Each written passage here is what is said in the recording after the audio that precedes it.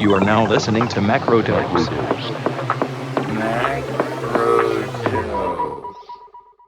Hello and welcome to Macrodose, a podcast hosted by me, James Meadway, that brings you your weekly fix of everything economics in a quick 15-minute roundup. In today's episode, we'll be looking at, first, as Andy Burnham enters number 10, what do his cabinet appointments mean for the change he is promising Britain? Second, wildfire season is truly upon us with a widespread fire wave in full effect, driven by rising global temperatures. And third, how the collapse in the market of lab monkeys is impacting biomedical research around the world. Our first story this week is, inevitably, Andy Burnham finally taking over as Prime Minister, and surprising almost everyone with the appointment of former Defence Secretary John Healey as the new Chancellor of the Exchequer. Healey resigned last month over the £18 billion defence investment plan, which he claimed was £5 billion short of being fully funded, as the government had promised. His return as Chancellor has to be read as a commitment from Burnham's new administration to find that £5 billion extra for defence spending, and this at a time of already increasing pressure on government budgets. Burnham has made clear he won't be changing the fiscal rules, although he has committed to looking for the maximum flexibility inside them, so expect some creative accounting to be put in place, and maybe an initiative like war bonds offering a guaranteed return to savers for putting money into military spending. But the real constraints on government aren't the Treasury's own rules, which, I have to say, have been a bit overdone as the source of our economic woes. Changing the fiscal rules will not make a huge difference to the amount the government can spend, since the real pressures on government are the rising borrowing costs, common across the developed world, and rising inflation.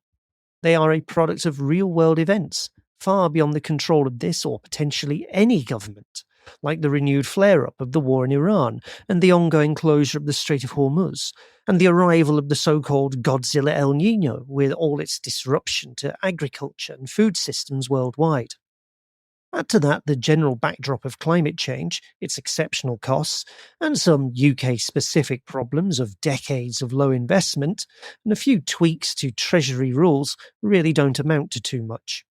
So finding that £5 billion is going to involve tax rises in some form. Burnham has at least hinted at some, most likely attempting to target richer households. But more worryingly, it'll also likely involve some attempts to cut, most likely centred on the supposed reform of welfare. This is heavily underlined by the appointment of James Purnell as Burnham's Chief of Staff. Purnell is a former cabinet minister under Gordon Brown and a long-time enthusiast for welfare reform who has written about the need for significant changes to the welfare system. Burnham has made a start on his promise to address the cost of living crisis, cutting VAT on the renewable energy part of fuel bills, a move that will save a typical household about £45 from October. But that's roughly the same as the expected £50 increase in Ofgem's price cap for the typical household, also coming in October, so most households won't really notice much difference. And with one eye on those big picture problems, October onwards is when we might start to see some more significant increases in the price of food, as the disruption to global fertilizer trade and the chaos of El Niño start to make their way through the system. With that background, it's a brave politician anywhere who promises to tackle the cost of living crisis, at least without seriously challenging the framework within which economic decisions are taken. Looking back over the last few years, government after government has been battered and sometimes felled by the rise in inflation. President Biden lost to Donald Trump in no small part because of rising prices. Narendra Modi lost his parliamentary majority in India due to cost of living concerns. The Japanese government was felled in 2024 over soaring inflation. And in the UK, rising prices helped Keir Starmer to his own 2024 loveless landslide over the Conservative Party. Across the globe, the same big factors have hit economies and people everywhere. The same combination of the inflation shock from Russia's invasion of Ukraine, the background noise of climate change, and serious disruption to trade routes, such as the closure of the Bab el-Mandab Strait by the Houthi movement working out of Yemen. But these are huge external factors that national governments, working within the conventional neoliberal policy framework, have had very little power to address. More recently, a number of governments have started looking at more radical solutions to rising prices for essentials, food, above all, being the hardest nut to crack. Mexico, Hungary, Greece, and France have all recently introduced their own versions of food price regulation, with some successes recorded. These measures have brought real restraint to the prices of certain essential food items, even if individual schemes themselves have suffered from their own issues. There's no real sign that Burnham is thinking along similar radical lines. He hasn't mentioned food among the essentials he intends to act on. He talks instead about housing, energy, water, and transport, all of which are already too expensive in Britain and getting more so. And action on one part of that would relieve pressure on parts that are harder to deal with. Spain's government has imposed a 2-year freeze on rent prices, although, like everywhere else, it is energy and food costs that are central to the cost of living crisis today. But freezing rents makes both seem a little less pressing as a side effect. UCL have just published an excellent new paper by Beth Stratford that lays out in detail how rent controls could work once again in the UK. Whether Burnham is prepared to break with the conventional Treasury Westminster approach to making markets work for most people, or to override a market altogether when necessary, isn't clear. He talks a lot about ending neoliberalism, but there are hard limits on how far that seems to go. And nothing in John Healey's history to date suggests he'd be inclined to make that kind of move. More likely is that this government will look for ways to borrow for defence spending without technically breaching the government's own fiscal rules. It's also reasonably likely they'll raise taxes in some form for some people, though if Burnham sticks to the pledge he made on his way to number 10, not in ways that affect most people's pay packets. Whether he has the political capital or the determination to push this through against what will be stiff resistance from both inside Labour and outside it is, again, an open question. Andy Burnham is certainly a presentational break from Starmer, and there's a sense that he personally understands the pressures people are under from the cost of living crisis. But so far, there's little sign he intends to significantly intrude on how markets operate, including for the very large companies at the centre of our food system, the supermarkets, who continue to plead poverty while posting huge profits. Profits quite likely to grow further as this year's disruptions to the food system play out. Burnham may move on rent control, or, more likely, try to regulate transport prices more tightly. Water is already fairly heavily regulated, and frankly, I don't think nationalisation, even if he goes that far, will make much immediate difference to people's bills. But it's food, especially as we head into autumn, that matters most here. As the effects of the Hormuz Strait closure on global fertilizer trade combine with El Niño and the broader backdrop of climate change, this is where the real pain is going to emerge, and where political pressure is most likely to build.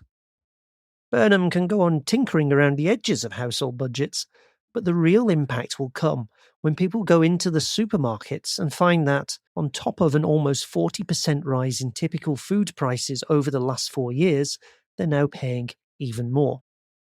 That crunch point is reasonably likely to land just in time for the autumn budget, expected around the end of October or early November. Thanks to the political consensus now built around the need for increased defence funding, this is going to be a very tight budget in very difficult circumstances. It's not, I have to say, an entirely rosy prospect, but the change in government at least holds out the possibility of an opening to some more radical and much-needed policy. Our second story is the global fire wave now moving through the Northern Hemisphere summer, and it's worth stepping back to see just how wide this has become, because it's no longer really possible to talk about wildfire season as a series of separate national emergencies. Southern Europe has been the most visible front. By mid-July, fires linked to a punishing run of heat waves had killed at least 15 people and forced tens of thousands to flee across Spain, Portugal, France, Greece, Italy and Turkey, with Spain alone losing around 50,000 hectares to 14 major fires, and Portugal a further 30,000 hectares across thousands of separate ignitions. The European Commission's response has been the largest mobilisation the bloc has ever mounted for this, with 777 firefighters from 14 countries pre-positioned across Cyprus, Greece, Italy, France, Spain and Portugal. backed by a standing fleet of firefighting aircraft under the EU's RescEU mechanism, which Portugal and France both had to formally activate within the first week of July. There's a longer-term shift underway too. Brussels is funding a new permanent fleet of amphibious water bombers due from 2027 and a new regional firefighting hub on Cyprus, an admission that scrambling aircraft country to country each summer is no longer an adequate model as the fire seasons lengthen. The science behind why this keeps happening is by now well established rather than speculative. The World Weather Attribution Group's analysis of last year's fires in Turkey, Greece and Cyprus found that the hot, dry, windy conditions driving them had been made roughly 10 times more likely by climate change, and this year's conditions are being read against that same baseline.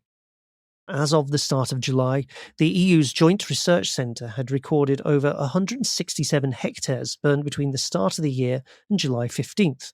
Well below the catastrophic levels of 2025, which remains the worst season on record, but still above the 20-year average, which is precisely the pattern climate scientists have been warning about. Not necessarily a single record-breaking year every year, but a steadily rising baseline punctuated by genuinely extreme events. Across the Atlantic and in the United States, close to 40,000 fires have burned through more than 3.6 million acres so far this year, which is almost 10,000 more fires and nearly 1 million more acres than the 10-year average for mid-July, with Colorado and Utah the hardest hit in the American West. The National Interagency Fire Centre's own advice is unusually blunt about this, warning that fire activity is already mirroring conditions normally not seen until later in the season. As of this week, the centre reports 78 large fires being actively fought across the country, with nearly 19,400 firefighters and support personnel engaged nationally. But it's the smoke, more than the fires themselves, that has made this genuinely a story about the tens of millions of people rather than a few affected regions. Canada's own fire season, measured in hectares burned, is actually running below its 5- and 10-year averages this year. Yet the geography of where those fires are burning, heavily concentrated in Ontario and Manitoba, close to the US border, has meant that the smoke impact has been disproportionate. More than 800 wildfires have been actively burning across Canada, and the resulting plumes have put more than 100 million Americans across 18 states and Washington, D.C. under air quality alerts, with skies over Manhattan, Chicago, Toronto and Washington turning that now familiar orange haze. Residents from Minnesota to DC told CNN the smoke had disrupted everything from their health to their work and family life, with some describing flashbacks to the early pandemic lockdowns, given the masking guidance now circulating again. Evacuations have already reached small communities near Thunder Bay in northwestern Ontario, where fires had burned buildings and forced residents to flee at short notice. What ties all of this together isn't only the immediate problem of extreme heat. It's a steady rise in temperatures and the disruptions to the seasons, which leave drought-stressed vegetation, earlier snowmelt, longer and drier summers, and fire seasons that increasingly don't really end. The result is to pile up the flammable material that then only requires a spark to become another conflagration. Analysts monitoring the European Forest Fire Information System now describe wildfire as a year-round strategic threat, requiring sustained investment in prevention and detection rather than emergency response alone. Whether governments in Europe and North America are actually prepared to shift resources onto that footing, rather than continuing to fight each summer's fires as a one-off emergency, is really the question this fire wave keeps posing, and one we'll likely be returning to before the season is out. Our final story this week comes courtesy of Nick Corvino, writing for the newsletter China Talk, and it's about monkeys. Specifically, the small, slow-breeding, oddly geopolitical supply chain in laboratory macaques that much of the modern biotech industry quietly depends on, and what happens when the country that dominates that supply chain decides to stop selling. In 2020, as COVID began to spread, China stopped exporting research monkeys. The price of an animal that had cost a few $1,000s jumped to $20,000 or more. Key projects stalled or were abandoned altogether. Things got bad enough that the United States National Institute of Health stepped in with a formal triage system, rationing access to non-human primates for COVID research, and effectively admitting the country didn't have enough monkeys to meet demand. This wasn't a marginal supplier disappearing. China had accounted for around half to two-thirds of the lab monkeys imported into the US through the 2000s and 2010s, and its share of those imports collapsed to zero almost overnight, where it has remained ever since. The result of this supply shortage has been a further surge in the price of monkeys for research, with the US Food and Drug Administration saying they now reach as much as $50,000 each. The reason this matters is that monkeys, mostly rhesus and macaques, remain stubbornly difficult to replace in large parts of biomedical research. Their immune systems, brains, and organs sit close enough to ours that for certain questions, particularly around vaccines for dangerous pathogens, gene therapies, and brain-computer interfaces, there's no adequate substitute. You cannot ethically run a human challenge trial for Ebola. So under, for example, the Food and Drug Administration's so-called animal rule, primate studies become the closest thing available to a real efficacy trial. Every major COVID vaccine that reached US approval was evaluated in non-human primates, even as newer alternative methods reduce the need for animal testing in less exacting cases.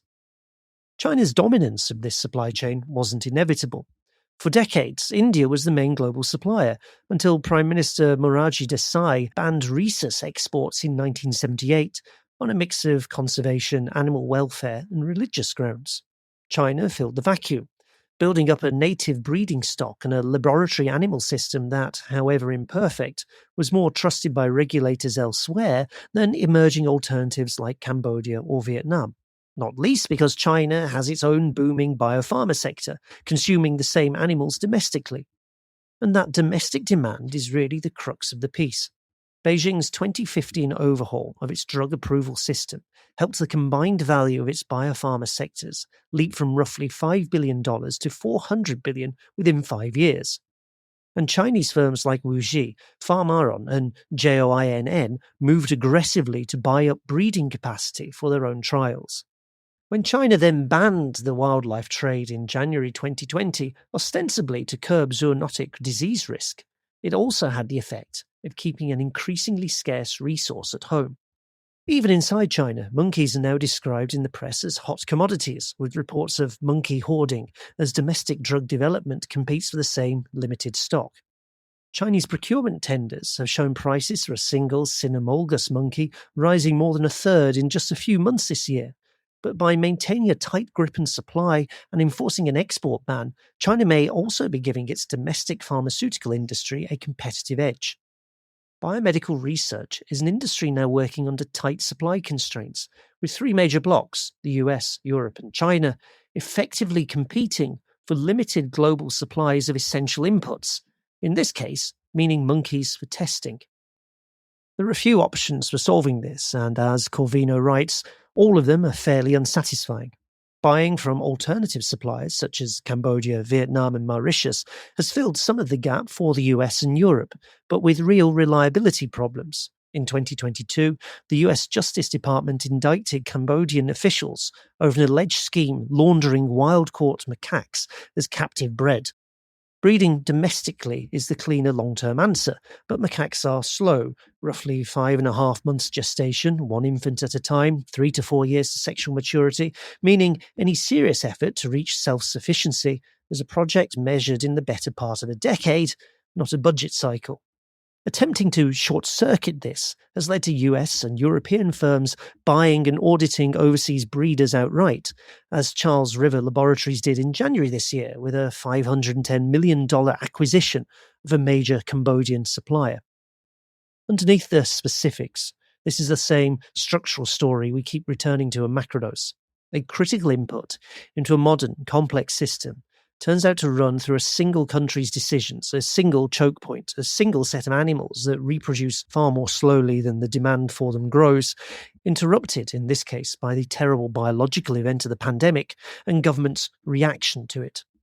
There is a natural biological constraint sitting underneath the system, our pharmaceutical industry, that we like to imagine as purely industrial and scalable, with the product of worsening global competition over scarce resources as a result.